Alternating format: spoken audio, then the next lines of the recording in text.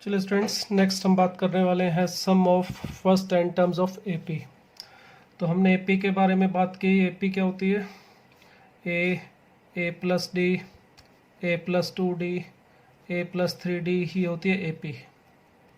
Clear? ए जिसमें first term के लिए यूज़ कर रहे हैं, T1 फर्स्ट टर्म, A1 लिखो या T1 लिखो, एक ही बात है। और डी जो है हम यूज़ करते हैं किसके लिए? कॉमन डिफरेंस के लिए। कॉमन डिफरेंस हम डी से डिनोट करते हैं। अब अगर हमें कहा जाए एस एन का मतलब हम यहाँ पे बात करेंगे। एस एन आपको पता है, एस एन का मतलब होता है sum of first n terms.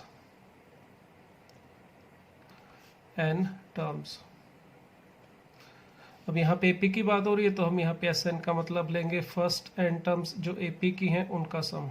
Clear? That is S n का मतलब होगा जो एपी की एन टर्म्स हैं, ए, या इसको आप ऐसे भी लिख लो, समीशन ऑफ टी एन लिख सकते हैं। अगर इसको समीशन में शॉर्ट में लिखना चाहूँ ऐसे, summation of T R from 1 to n। ठीक है, यानी कि T1 से लेके T2, T3 and so on up to Tn का सम। तो देखिए एस एन को फाइंड आउट करने के लिए हम यहाँ पे एक फार्मूला बनाएंगे। अभी मैं पहले वो फार्मूला क्या है आपको बता देता हूँ, फिर उसका डेरिवेशन बताऊंगा आपको कि किस तरह से वो फार्मूला बना है। ये जो समीशन है इन टर्म्स का T1 से लेके Tn तक का सम, इसे हम एस एन लिखते हैं। और इसको फाइंड आउट करने के लिए हमारा पहला फार्मूला होता है n/2 2a plus n-1 into D. ठीक है, तो ये हमारा फर्स्ट फार्मूला है। कैसे आया इसका अभी हम बात करेंगे।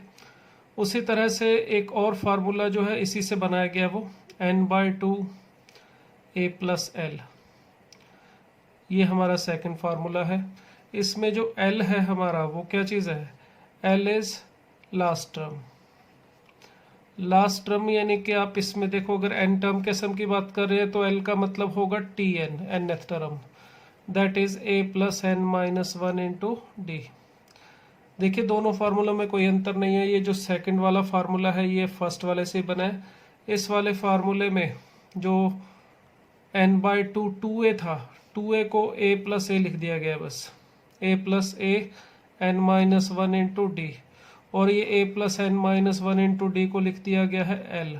तो n/2 a प्लस एल, ये हमारा फार्मूला है अगर हमें फर्स्ट एन टर्म्स का सम फाइंड आउट करना है एपी में। तो कैसे बना है इसके बारे में बात कर लेते हैं ज़रा। एस एन का मतलब होगा first term, that is a, second term A plus D, next A plus 2D third term. इसी तरह से nth टर्म का सम होता है, तो एस एन का मतलब होगा ए प्लस n-1 इंटू डी। ये हमारी लास्ट टर्म या nth टर्म है। ठीक है, मुझे ये सम फाइंड आउट करना है। तो यहाँ पे थोड़ा सा डिस्टर्बेंस ना हो, दोनों मिक्सिंग ना, इसलिए मैंने यहाँ पे एक लाइन लगा दी है। ठीक है, अब यहाँ पर एस एन का मतलब सम ऑफ एन टर्म्स है। अब ये सीरीज का सम ढूंढना है। अगर इसी सीरीज को मैं रिवर्स ऑर्डर में लिख दूँ उससे भी कोई फर्क नहीं पड़ने वाला। देखिए इससे पिछली टर्म जो होगी वो क्या होनी चाहिए, यहाँ पर ये nth टर्म है तो उससे पीछे होगी n-2th टर्म, जिसको n-2 इंटू डी इस तरह से लिख सकते हैं। ये सेकंड लास्ट टर्म यानी कि n- फर्स्ट टर्म होगी। अगर मैं इसी सीरीज को दोबारा लिखूं इसी के नीचे रिवर्स ऑर्डर में, a plus n-1 into D, ये लास्ट टर्म, फिर ये second last term a plus n-2 into D, इस तरह से। ठीक है, और रिवर्स ऑर्डर में चलता जाऊं, ये जो a प्लस डी है, अब ये सेकंड लास्ट टर्म बन गई, यहाँ लिख दी, और a जो हमारी फर्स्ट टर्म थी उसको यह लास्ट के नीचे लिख दिया। अगर अब मैं इन दोनों सीरीज को एस एन को और एस एन को ऐड कर दूं तो यहाँ पर एस ऑफ एन दो बार आ जाएगा, 2SN लिख रहा हूँ उसको मैं। तो देखिए इनको ऐड किस तरह से करेंगे। ऐड हम इस तरह से करेंगे, ये जो फर्स्ट और लास्ट टर्म है ये दोनों ऐड होंगे, सेकेंड और सेकेंड लास्ट टर्म ये ऐड हो इसी तरह से। तो ये जो ऊपर नीचे लिखी हुई है टर्म, जिस ऑर्डर में ऊपर थी उसी ऑर्डर में ये बस नीचे लिख दिए, इनको ऐड करना है। तो जैसे फर्स्ट के नीचे लास्ट वाली टर्म आएगी, सेकंड के नीचे सेकंड लास्ट, इसी तरह से लास्ट के नीचे फर्स्ट आ रही है। अब इनको इसी तरह से अगर ऐड करोगे देखो क्या मिलेगा। यहाँ पर a plus n minus one into D, तो ये मिल जाएगा 2a plus n minus one into D. ये किसका सम हुआ? ये फर्स्ट और लास्ट वाले का सम, ये आ गया। ठीक है, इसी तरह से देखिए इन दोनों का सम करें, सेकंड और सेकंड लास्ट वाले का, तो देखिए a और a दैट इज 2a बन जाएगा। यहाँ पर d और ये n माइनस टू डी दोनों को ऐड करेंगे तो देखिए n minus one into d मिल जाएगा। इसी प्रोसेस को हम चलाते रहेंगे लास्ट तक, ठीक है, ऐड करते रहेंगे। और जब हम इसी तरह से इस लास्ट वालों को ऐड करेंगे तो देखिए यहाँ पर भी हमें क्या मिल रहा है, 2a plus n minus one into D. तो हर जगह पर वही चीज़ मिल रही है, फर्स्ट में भी, सेकंड में भी, थर्ड में भी। अब ये कितनी बार आ रहा है ये नोट कर लीजिए। ये पहली टर्म और लास्ट टर्म के लिए एक बार, दूसरी टर्म के लिए यहाँ पर दूसरी बार, तीसरी टर्म के लिए तीसरी बार और nth टर्म के लिए ये nth टाइम। तो मतलब जितनी टर्म थी उतनी ही बार ये मिलेगा। तो अगर n टर्म है यहाँ पे तो ये भी n टाइम्स आ रहा है, that is 2sn is equal to हमें मिल रहा है n times 2a plus n minus one into D. Clear? तो लीजिए फॉर्मूला बन गया हमारा Sn का। ये 2 को यहाँ ला के डिवाइड कर रहा हूँ तो n by 2 2a plus n minus one into D. तो देखिए ये एक फार्मूला है हमारा sum of n terms of AP के लिए। ठीक है, यही मैंने यहाँ लिखा था। तो ये हमारा फार्मूला है n टर्म्स के सम फाइंड आउट करने के लिए, और इसको आप ऐसे भी लिख सकते हो, दोनों में कोई अंतर नहीं है। कौन सा यूज़ करना है ये अपने पास जो एग्जांपल दिया होगा उसमें इंफॉर्मेशन क्या दी है उसके ऊपर डिपेंड करेगा। देखिए फर्स्ट वाले फार्मूले में n, a और d की ज़रूरत है, और इस फार्मूले को अप्लाई करने के लिए n, a और l यानी कि लास्ट टर्म की ज़रूरत है। n और a की ज़रूरत तो दोनों में रहेगी। d कॉमन डिफरेंस पता है तो फर्स्ट फार्मूला लगा लेंगे, n और d के साथ, सॉरी n और a के साथ अगर l यानी लास्ट टर्म पता है तो ये वाला फार्मूला लगा सकते हैं। ठीक है, जैसे हमें कह दिया जाए, एक छोटा सा एग्जांपल ले लूँ मैं, हमें कह दिया जाए 2 plus 5 plus 8 plus 11 and so on, इसमें 10 टर्म्स का सम फाइंड आउट करना है। देखिए ये हमारे पास AP है जिसमें हमें S10 फाइंड आउट करने के लिए कहा है। तो इसमें देखिए A हमारा है 2, फर्स्ट टर्म 2 है, कॉमन डिफरेंस चेक करेंगे वो आ रहा है 3, और कितने टर्म का सम फाइंड आउट करना है वो होगा n, यानी कि हमें 10 टर्म का सम फाइंड आउट करना है तो n इज इक्वल टू 10। तो S10 के लिए बस फार्मूला अप्लाई कर दीजिए, क्या आना चाहिए, n by 2 2a that is 2 into 2 plus n minus one that is 10 minus one which is 9 into d, d is 3। तो यहाँ पे हमें मिलेगा 5 इंटू 4 प्लस, ये देखिए ये मिल रहा है अपने पास 9 इंटू 3 27। तो देखिए हमें मिल रहा है 5 into 31 which is equal to 155। तो इस सीक्वेंस में n टर्म्स का जो सम है वो देखिए कितना आ रहा है, 155। क्लियर? तो ये n टर्म्स के सम को फाइंड आउट करने का फार्मूला है। ठीक है, अब इस फार्मूले से एक रिजल्ट भी हमारा बनता है जिसे हम बहुत बार आगे चल के यूज़ करेंगे, उसे भी ध्यान रखना है। ये जो रिजल्ट है इसे आप समीशन n बोल सकते हो। समीशन n में n की वैल्यू 1 to n मूव करेगी, यानी कि 1 plus 2 plus 3 plus 4 up to n। तो ये एक स्टैंडर्ड रिजल्ट है, sum of first n natural number जिसे आप बोल सकते हो, sum of first n natural number. तो इसके लिए देखिए सिंपल सा काम है, ये भी AP है एक जिसमें फर्स्ट टर्म कितनी है 1, कॉमन डिफरेंस भी 1 है, और लास्ट टर्म जो है हमारे पास वो भी पता है हमें, लास्ट टर्म का मतलब L that is also n, यहाँ पे ये पता चल रहा है, और इसमें नंबर ऑफ टर्म्स भी n ही है। तो इस वैल्यू को अगर मैं यहाँ पे यूज़ करूँ तो ये आ जाएगा n by 2 into a plus l, l का मतलब यहाँ पे last term that is n। तो ये स्टैंडर्ड रिजल्ट है, इसे याद रखना है, बहुत काम आएगा ये समीशन n। हम इसको summation n from 1 to n ऐसे लिख लें, समीशन n लिख लें की बात है।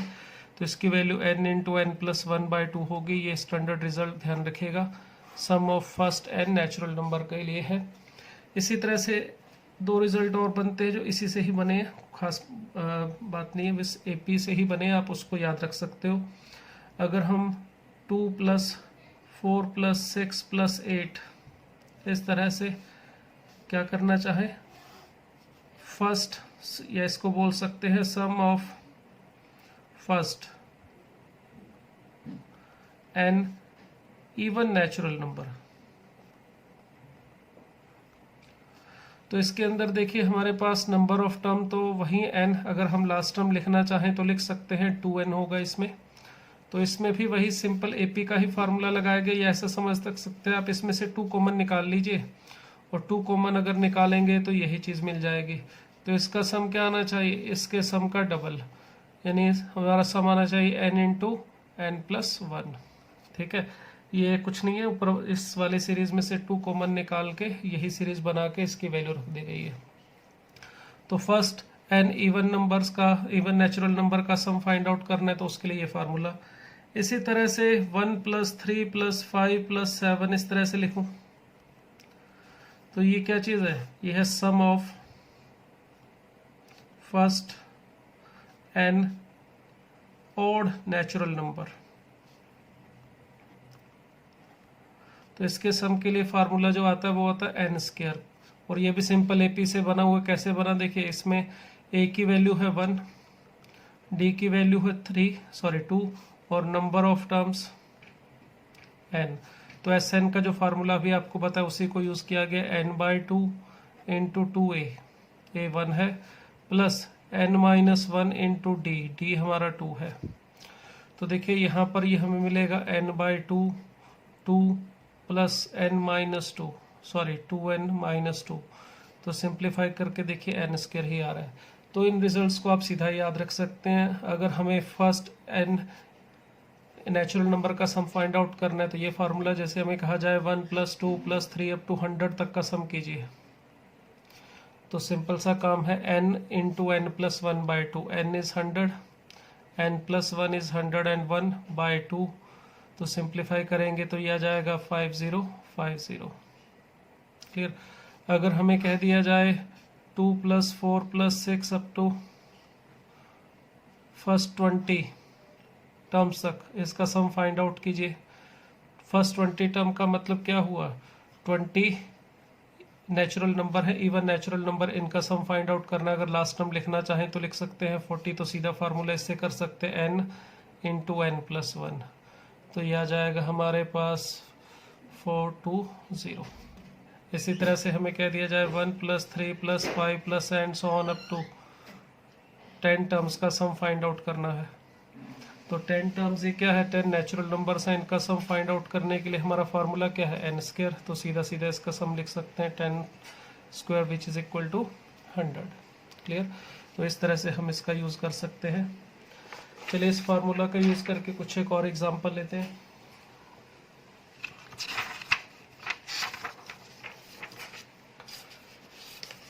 पहले देखिए यहाँ पर ये 5 एग्जांपल्स हैं जिनको हम अभी करेंगे 1 बाय 1। पहले आप इनको देख लीजिए। पहला एग्जांपल देखते हैं क्या है, फिर उसी तरह से बाकियों के बारे में बात करेंगे।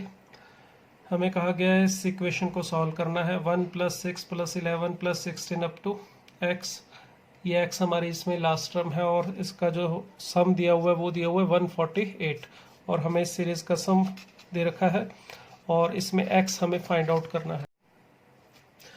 चलिए इस एग्जांपल को लिख लेता हूँ मैं, 1 + 6 + 11 + 16 and so on up to x is equal to 148। हमें इसे सॉल्व करना है। ठीक है, अब ध्यान से देखें, इसको सॉल्व करने के लिए यहाँ पर ये दिखाई दे रहा है कि ये जो हमें सीरीज दे रखी है ये AP है। इनका डिफरेंस देखिए 5, इन दोनों का डिफरेंस भी 5, इन दोनों का डिफरेंस भी 5, तो ये एक AP है। इस AP की फर्स्ट टर्म दिखाई दे रही है हमें 1 और कॉमन डिफरेंस है 5। ठीक है, और अगर इसमें x, अगर ये नंबर ऑफ टर्म मैं मान लेता हूँ n है, नंबर ऑफ टर्म्स n, तो इसका मतलब x क्या हुई हमारी nth term, that is a + n-1 into d। तो x का वैल्यू होना चाहिए a + n-1 into d mean two से 5, that is x in terms of n हमें मिल गया है 5n-4।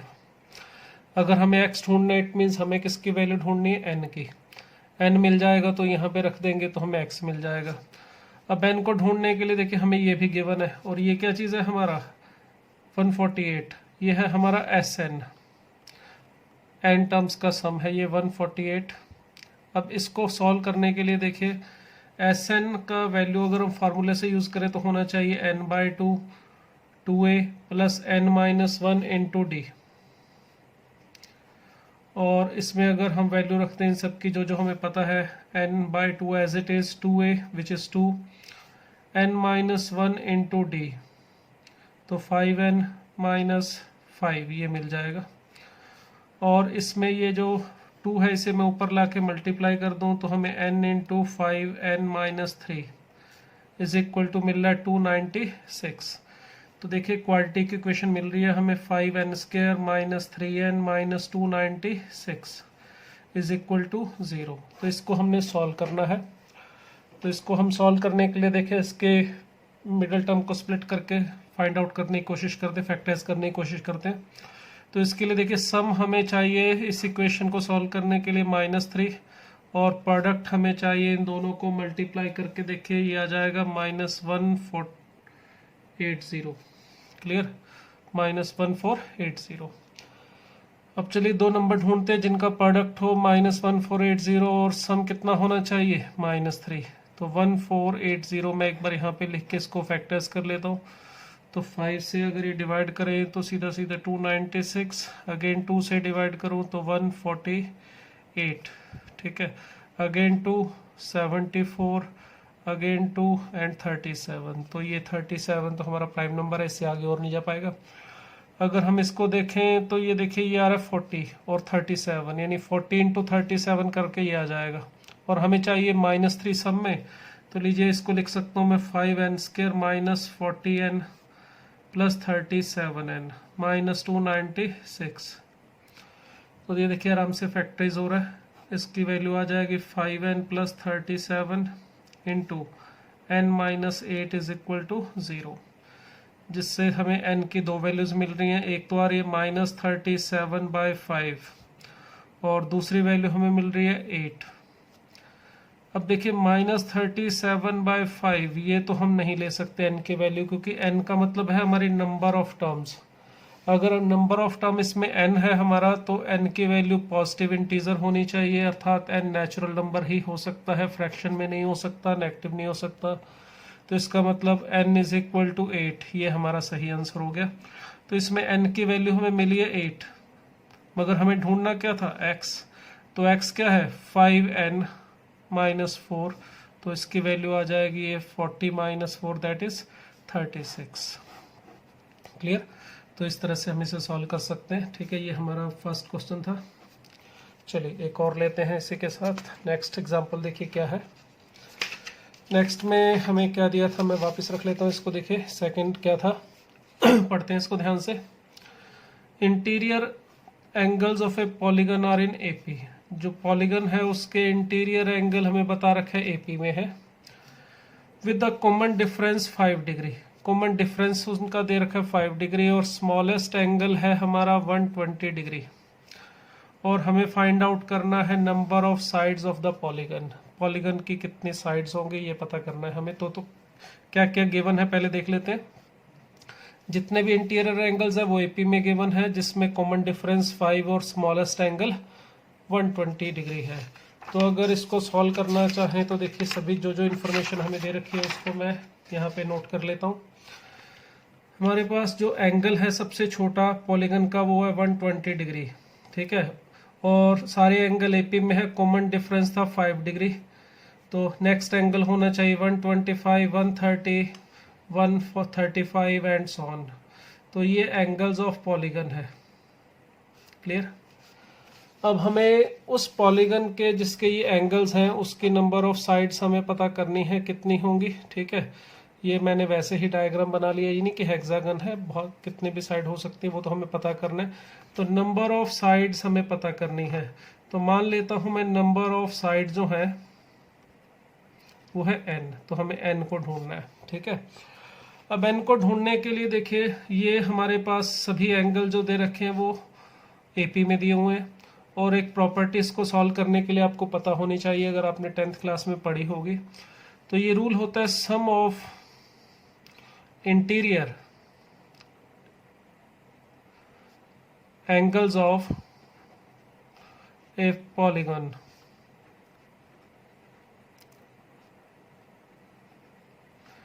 तो इसके लिए फार्मूला होता है हमारा n-2 इंटू 180 डिग्री, जिसमें n जो है वो नंबर ऑफ साइड्स है। अगर किसी पॉलीगन में n नंबर ऑफ साइड्स हैं तो उसके जो इंटीरियर एंगल्स हैं जितने भी, उन सब के सम के लिए फार्मूला होता है। जैसे आप ट्रायंगल के लिए देखें तो n की वैल्यू 3 रखें इसमें, इस वाले फार्मूले में, तो n की वैल्यू 3 रखने पर सम आ रहे देखिए 180 डिग्री। अगर आप क्वाड्रिलेटर के लिए फाइंड आउट करना चाहते हैं तो देखिए n को 4 रख के इसमें ये सम ऑफ एंगल्स आ जाएगा, यहाँ 4 रखूंगा तो 2 into 180 degree which is equal to 360 degree and so on. तो आप किसी भी पॉलीगन में नंबर ऑफ साइड्स यहाँ पे रख दे तो n-2 इंटू 180 से आपको उसके सभी एंगल्स का सम मिल जाता है।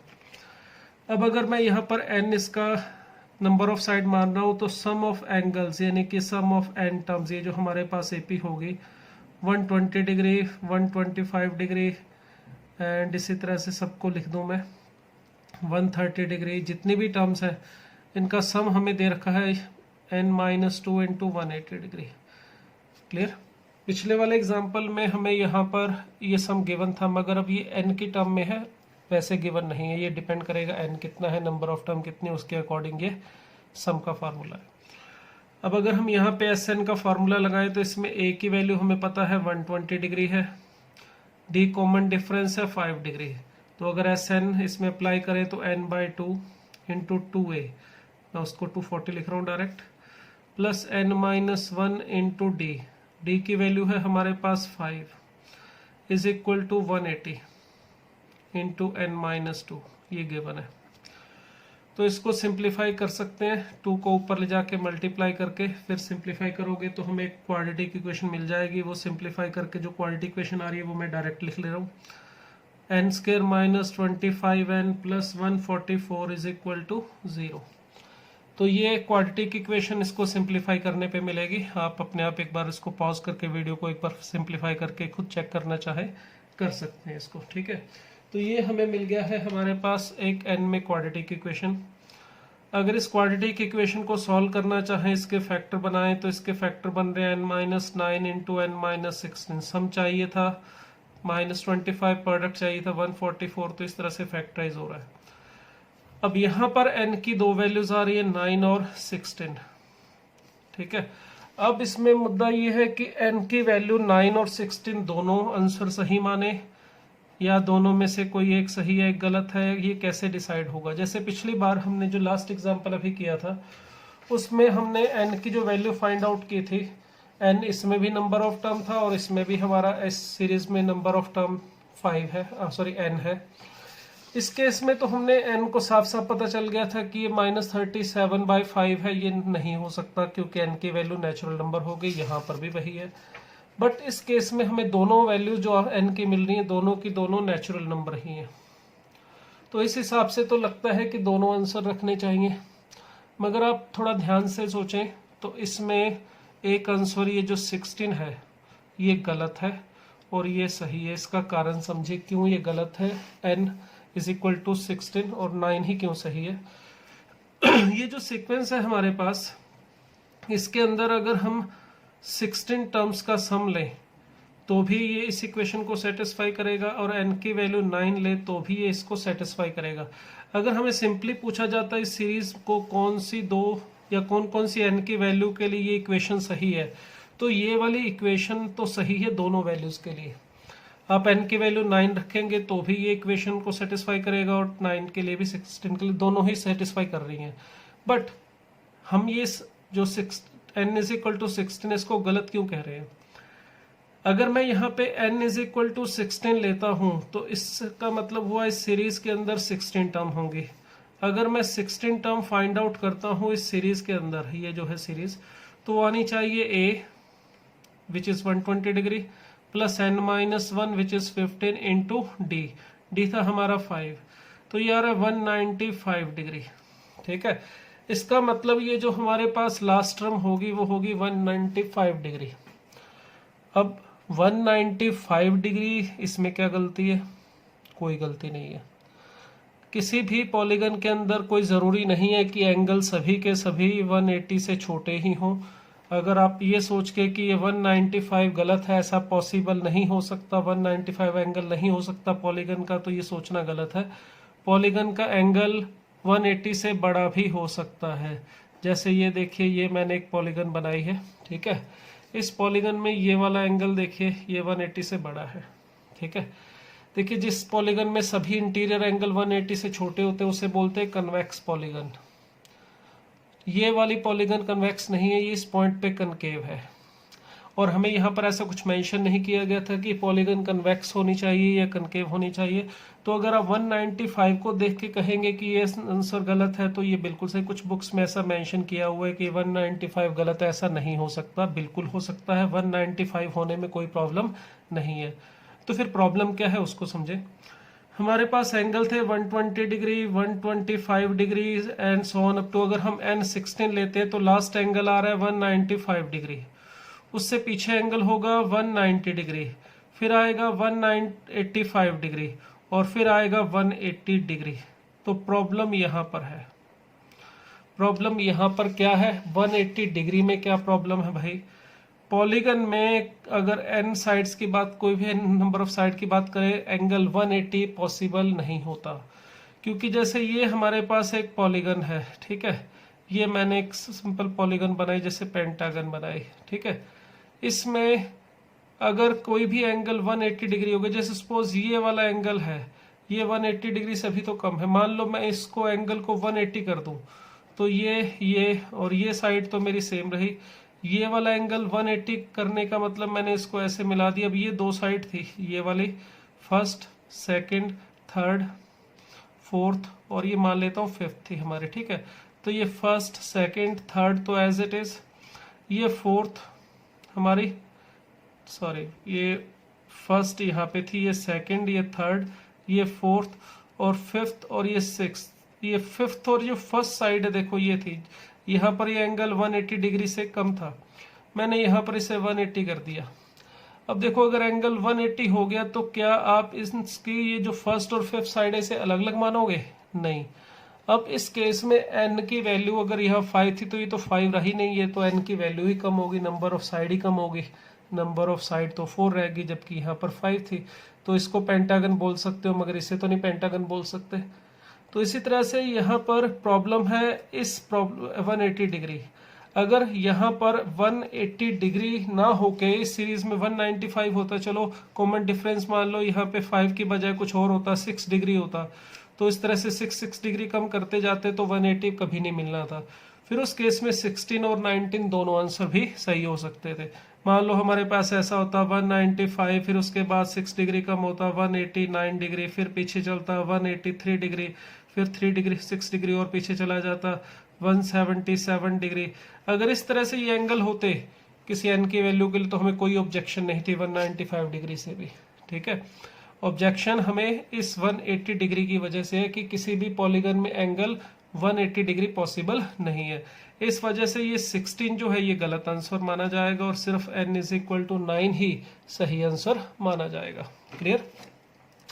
तो ये एक्सप्लेनेशन अगर कहीं देखा लिखा वो मिलता है कि ये 195 डिग्री होने की वजह से ये n को 16 को रिजेक्ट करना है, तो ऐसा नहीं है, ठीक है। अगर इस तरह से सीरीज बनती तो इसमें 195 भी आ जाता तो भी कोई ऑब्जेक्शन नहीं थी। n की जिस वैल्यू के लिए ये 195 आता वो भी एक्सेप्ट ही करनी पड़ती, उसमें भी कोई समस्या नहीं होती। क्लियर। तो ये था हमारा सेकंड एग्जांपल। चलिए नेक्स्ट पे चलते हैं। नेक्स्ट एग्जांपल क्या है। नेक्स्ट में हमें दिया हुआ है एक A1, A2, A3, ये AP में दे रखे हैं हमें, ठीक है। और ये बोल रखा है कि इसमें A1 फर्स्ट टर्म जो है वो 3 है और S5n अपॉन SN ये जो रेशो है ये not is independent of any not depend upon any दे रखा है और हमें सेकेंड टर्म फाइंड आउट करने के लिए कहा गया है। ये जो एग्जाम्पल जो थर्ड की बात कर रहा हूँ ये IIT JEE के अंदर 2011 में आया था, 2011 में आया था, ठीक है, आप चेक कर सकते हैं। और ये इंटीजर टाइप में आया था। और ये जो क्वेश्चन था इसको ये भी बता दूं कि बोनस किया गया था, ठीक है, क्यों बोनस किया गया था अभी ध्यान से समझिएगा इसको, इसका रीज़न भी आपको पता चलेगा, इसके बोनस होने का कारण भी पता चलेगा। सीक्वेंस है हमारे पास एपी में, फर्स्ट टर्म दे रखी है और ये बताया हुआ है S5n अपॉन Sn जो है वो इंडिपेंडेंट है n पे, और हमें फाइंड आउट करने के लिए कहा गया है सेकेंड टर्म। तो चलिए इसको करते हैं, किस तरह से होगा देखते हैं। अब इसके अंदर हमें एक सीक्वेंस में फर्स्ट टर्म दे रखी है 2, यानी a इज इक्वल टू 2 दिया हुआ है, ठीक है, और S5n upon Sn not depends upon n, ये बता रखा है, ठीक है, और A2 ये फाइंड आउट करने के लिए कहा गया है हमें, ठीक है। अब इसमें देखिए ये जो टर्म है हमारे पास, ये A1 A2 A3 ये AP दे रखी है, ये भी ध्यान रखना है।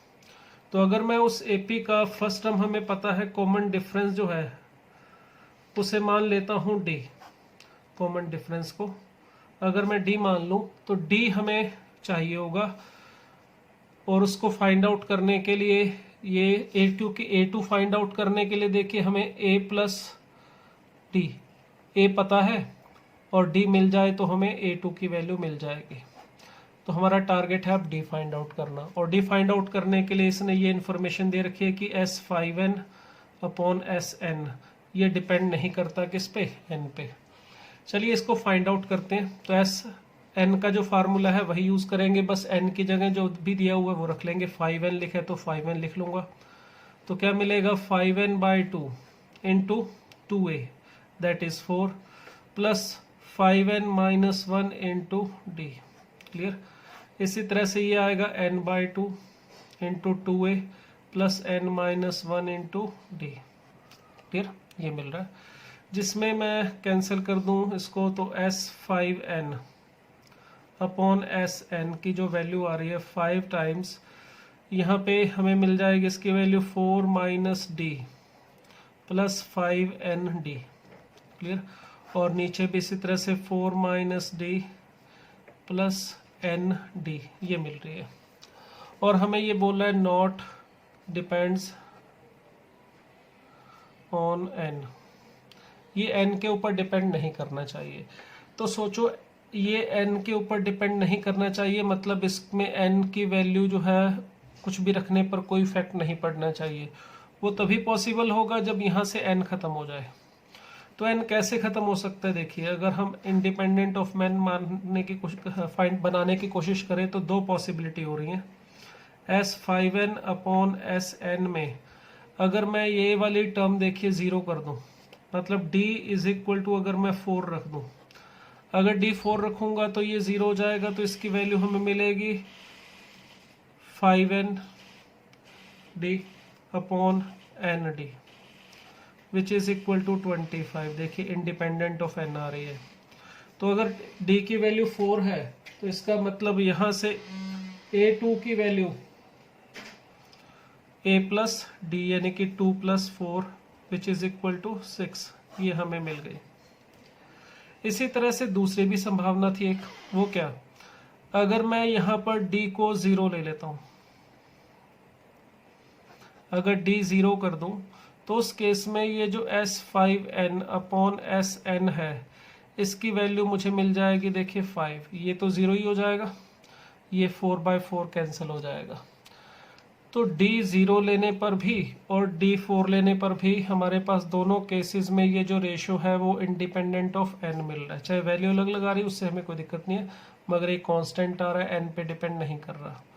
तो इसका मतलब अब A2 जो है हमारा वो a plus D which is equal to 2 आ रहा है।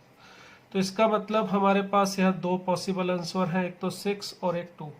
और मैंने आपको बताया ये बोनस किया गया था, उसका कारण क्या था, क्योंकि ये जो एग्जांपल ये प्रश्न आया था वो इंटीजर टाइप में आया था, जिसमें इसका आंसर 0 से लेके 9 तक सिंगल डिजिट आंसर हो सकता था और उसको फिल करना था। 1 2 3 इस तरह से 9 ऑप्शन थी और उसके सामने इस तरह से सर्कल्स को फिल करना था आपको, ठीक है, जो भी करेक्ट ऑप्शन था उसके सामने वाले सर्कल को।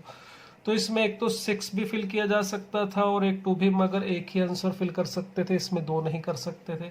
तो इस वजह से ये जो एग्जाम्पल था इसमें दो पॉसिबल आंसर होने की वजह से बोनस किया गया था। अगर वो सिर्फ इतना लिख देते कि ये जो सीक्वेंस है वो डिस्टिंक्ट इंटीग्रल जो है अपने पास टर्म्स की सीक्वेंस है, तो फिर आप इस वाले पार्ट को रिजेक्ट कर सकते थे, क्योंकि अगर d 0 होता है तो इसका मतलब जो AP है हमारी an, उसमें सारी टर्म 2 2 2 2 2 इस तरह से आ जाएगी। अब ये जो है सीक्वेंस ये भी AP है, और यहाँ पर देखें तो ये हमारा 2 6 10 ये भी AP है। बस अगर वो ये मेंशन कर देता कि A1 A2 is sequence of distinct terms starting में, यहाँ पे कुछ नहीं लिखा था, उसने यही लिखा था A1 A2 are in AP। अगर यहाँ AP लिखने की बजाय लिख देते डिस्टिंक्ट टर्म्स ऑफ AP, तो देखिए ये हमारे पास एक ही आंसर आता, उस केस में 6 सही आंसर होता और ये गलत हो जाता, तो उनको बोनस करने की ज़रूरत नहीं पड़नी थी। क्लियर? तो हमने ये देखे फर्स्ट, सेकंड और ये थर्ड, ये तीनों कर लिए हैं। अब चलिए नेक्स्ट एग्जांपल पे चलते हैं। इसमें क्या दिया हुआ देखिए फोर्थ वाले में, इसमें हमें गिवन है ratio of n terms of 2 APs is 5n plus 3 ratio 4n minus 1. Find the ratio of their 8th term. Ratio of nth term and ratio of the of sum of था यहाँ पे sum of n terms of 2 APs। हमें 2 APs में n terms के सम का ratio दिया हुआ ये, और हमें रेशो फाइंड आउट करना है ऑफ देयर 8th टर्म, उनकी जो 8th टर्म होगी उसका रेशो हमें फाइंड आउट करने के लिए कहा गया है।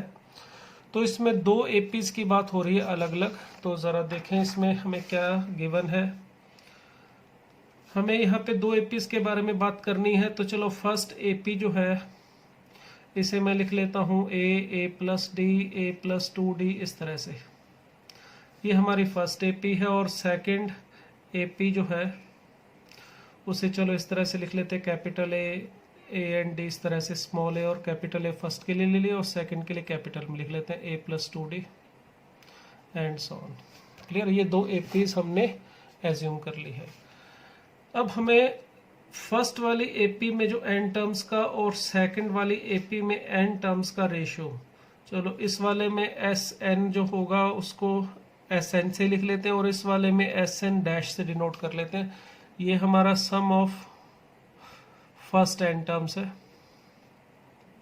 इस AP के लिए, और इस AP के लिए सम ऑफ n टर्म्स, इसको Sn डैश को ले लेते हैं। ठीक है, यहाँ डैश अलग।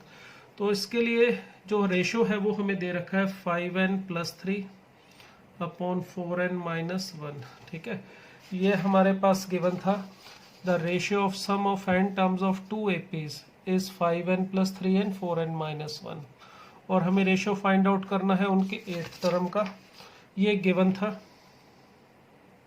ठीक है, और फाइंड क्या करना है हमें, T8 अपॉन T डैश 8 ऐसे लिख लेते हैं। T8 का मतलब होना चाहिए A प्लस 7D, चलो इक्वल टू का साइन यहाँ लगा देते हैं, और इसका वैल्यू होना चाहिए A प्लस 7D इस तरह से, कैपिटल D। फर्स्ट वाले सीक्वेंस की एक term small a plus 7D इस तरह से, और एक कैपिटल में लिखा हुआ है। तो ये हमें फाइंड आउट करना है और ये गिवन है। तो यहाँ से चलिए यहाँ तक देखते हैं इसकी वैल्यू कैसे पता करेंगे। पहले जो इन्फॉर्मेशन दी है उसका यूज़ करें, तो अगर Sn इसमें यूज़ करें तो ये होना चाहिए n/2, Sn की वैल्यू लिख रहा हूँ 2a plus n-1 into D. देखिए इसमें a और d अलग अलग है, फर्स्ट टर्म और common difference, but number of term जो है हमारे पास वो दोनों में n ही लेनी है। ऐसा नहीं है कि इसमें n और इसमें n डैश लिख लो आप या कैपिटल N लिख लो, नहीं। नंबर ऑफ टर्म इसने जो बोला है वो n ही बोला है दोनों के लिए। मैंने अलग अलग AP बोली थी, इसलिए a स्मॉल a और d कैपिटल A और d इसको अलग अलग डिनोट कर लिया। कहीं गलती से इसको भी कैपिटल N मत लिख लीजिएगा। तो यहाँ पे इसी तरह से इसके n टर्म लिख देता हूँ। चलिए कुछ सिंप्लीफिकेशन कर देते हैं, तो ये कर दिया, n/2 कैंसिल कर दिया। अब हम चाहते क्या है, ये बनाना a प्लस 7D और नीचे कैपिटल A प्लस 7D इस तरह से। तो यहाँ पर a चाहिए मुझे, और जो मिल रहा है वहाँ पर क्या है 2a। तो एक काम करो, या तो इस 2 को डिवाइड कैंसिल मत करो, या फिर अब इसको 2 से डिवाइड कर देता हूँ मैं, इसको भी और इसको भी ऐसे 2 से डिवाइड कर लो, या जो पहले कैंसिल किया था उसे कैंसिल ही मत कीजिए, उसको अंदर ले जाके डिवाइड कर लीजिए। तो अगर इस 2 को अंदर ले जाओगे या फिर कैंसिल करने के बाद इसे 2 से डिवाइड करूंगा तो मुझे मिलेगा a plus n minus 1 into D by 2। Clear. यहाँ तो 2 इसके साथ कैंसिल हो गया और यहाँ 2 मैंने इस जगह साथ में लिख दिया। और इसी तरह से नीचे मिल जाएगा a plus n minus 1 upon 2 into capital D. और हमें इसकी वैल्यू दे रखी है 5n plus 3 upon 4n minus 1। अब सोचिए हमें जो चाहिए उसमें और जहाँ पर हम पहुँचे क्या डिफरेंस रह गया।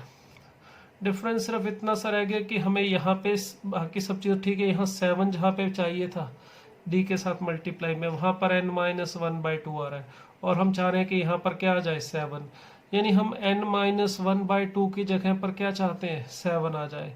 तो ये तभी आएगा जब इसको सॉल्व करके देखें n इज इक्वल टू 15 हम रखते हैं।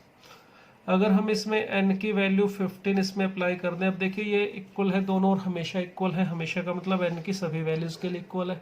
तो हम n की वैल्यू अपने हिसाब से जो मर्जी चाहे अपनी ज़रूरत के हिसाब से जो भी चाहे यहाँ पे रख सकते हैं।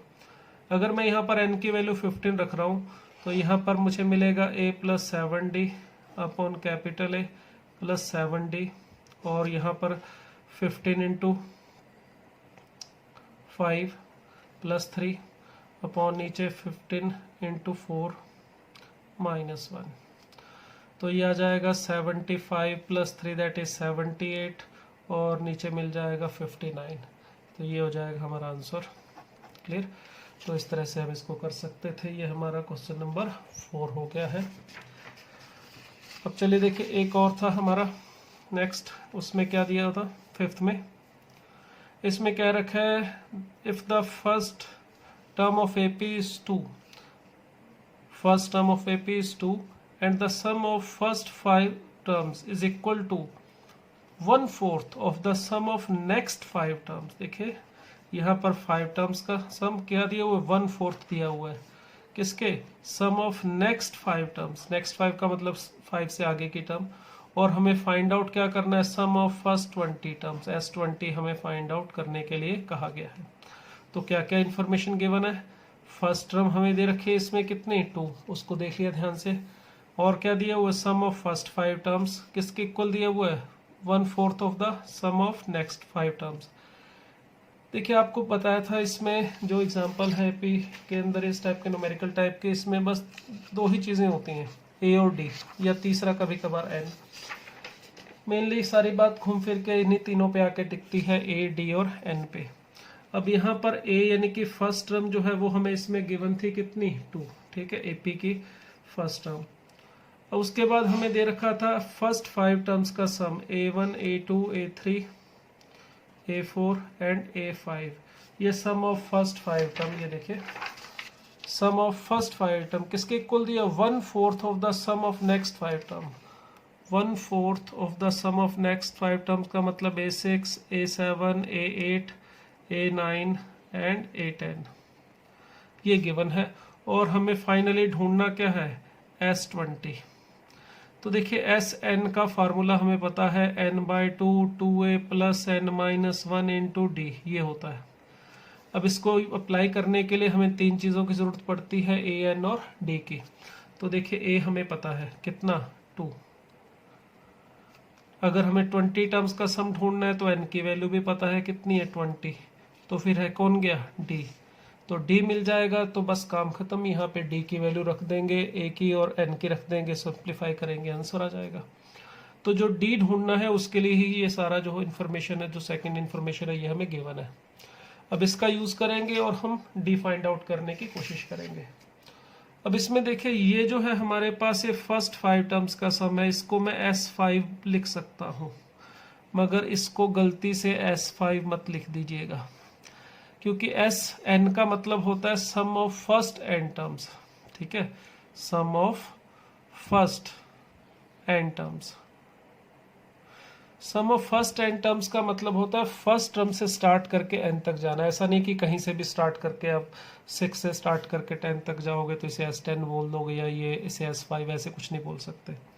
तो इसको तो S5 में नोट कर लिख सकता हूँ। इसमें देखिए इसको S10 तब बोला जा सकता है जब इसमें A1 से लेके A10 तक का सम हो। तो इसमें A1 A2 A3 A4 और A5 ये कमी थी, तो S10 बनाने के लिए मैंने ये 5 टर्म इसमें ऐड कर दी, A6 A7 ये as it is, A8 A9 और A10। तो अगर मैंने यहाँ पर ये 5 टर्म ऐड की है तो बैलेंस करने के लिए इसको सब्ट्रैक्ट भी करना पड़ेगा, A1 A2 A3 A4 and A5। इसका मतलब अब मैं बोल सकता हूँ कि ये जो S5 है हमारा वो किसके इक्वल है, 1/4 S10 माइनस S5। क्लियर? ये तो था फर्स्ट 10 टर्म्स का सम, इसे हमने S10 लिख दिया और माइनस में ये था S5। इसे आप थोड़ा सिंप्लीफाई करके लिखना चाहें तो 4 ऊपर ले चलिएगा और फिर इसे उठा के इधर ले चलेंगे, तो हमें मिल रहा है S10 is equal to 5 times S5। First 10 term का सम किसके इक्वल मिल गया, 5 टाइम्स फर्स्ट 5 टर्म्स के सम के इक्वल। S10 का मतलब 10/2 2a, a की वैल्यू हमें दे रखी थी 2, तो मैं उसको 4 लिख रहा हूँ, plus n-1 that is 9 into D. और इसी तरह से यहाँ पे 5 इंटू ये 5 एज इट इज, Sn के value n/2 2a, plus n इसमें 5 है तो n-1 that is 4d। Clear? तो देखिए इसको सिंप्लीफाई कर लेते हैं, जो कुछ होता है इसमें इसको कैंसिल करो, 5 और ये 5 इससे कैंसिल कर सकते हैं, तो यहाँ पर हमें मिल जाएगा कितना सॉरी 4 + 9d। और अगर इसमें से 4 कॉमन निकाल के कैंसिल कर दें तो 10 + 10d इस तरह से मिल रहा है। तो देखिए सिंप्लीफाई करके d की वैल्यू हमें मिल रही है -6, तो d ही हमें चाहिए था, -6 हमें मिल गया। तो यहाँ पर S20 के लिए इसकी वैल्यू रख देते हैं n/2 that is 20/2 2a which is equal to 4, n-1 19 हो जाएगा और d की वैल्यू -6 आएगी, इसलिए मैंने यहाँ पे माइनस पहले से ही लगा लिया है। तो इसको बस सिंप्लीफाई कर लेना है, ये 10 इंटू यहाँ पर आ जाएगा हमारे पास 19 इंटू 6 दैट इज 114 माइनस के और प्लस का 4 माइनस के 110, तो हमारा फाइनल आंसर आ जाएगा -1100। तो हमें 20 टर्म्स का सम पूछा गया था, तो ये इसकी वैल्यू आ जाएगी। क्लियर? तो इस तरह से हम इसे कर सकते हैं।